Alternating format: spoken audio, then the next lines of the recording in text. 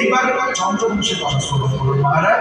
চন্দ্রবংশে আমরা শুনছিলাম যে ছেলেটা মেয়ে হয়ে গেল, মেয়েটা আবার ছেলে হয়েছিল, কিন্তু বনের মধ্যে গিয়ে ছেলেটা আবার মেয়ে হয়ে গেছে। শুনলাম না ইলা সুশূন্য হয়ে গেল, কিন্তু সুশূন্য হওয়ার পর কি হলো মহারাজ শুনুন। ওই ইলার সঙ্গে বুধের বিয়ে হলো, আর বুধে ঔরস ইলার গর্ভে জন্মগ্রহণ করলো পুরুরবা। তার সঙ্গে উর্বশী নাম্নী কন্যার বিবাহ হলো। তার গর্ভে 6টি পুত্র হলো আয়ু, সুতায়ু, সুতায়ু, রয়, জয়, বিজয়। আরে আয়ুর আবার বিজয়ের পুত্র ভীম, তার পুত্র কাঞ্চন, তার পুত্র ভদ্রক, তার পুত্র জন্য। এই জন্মপুরী গঙ্গাকে পান করে নিয়েছিলেন জায়গাটা শুনলাম এর আগে। তার পুত্র পুরু এইভাবে বংশধর গ্রহণ করলো কুশ, তার পুত্র কুশম্ভু, কুশম্ভুর পুত্র গাধী। এই গাধীর একটি কন্যা হলো সত্যবতী, আর পুত্র হলো গাধী সুত, অর্থাৎ কিনা বিশ্বামিত্র। এই সত্যবতীর সঙ্গে ঋচিক মুনির বিবাহ হলো, আর ঋচিক মুনির ঔরসে সত্যবতীর গর্ভে জন্মগ্রহণ করলো যমদগ্নি। এই যমদগ্নির স্ত্রী হলো রেণুকা, আর রেণুকার গর্ভে সাক্ষাৎ ভগবান আবির্ভূত হলেন। তার নাম হয়ে গেল পরশুরাম।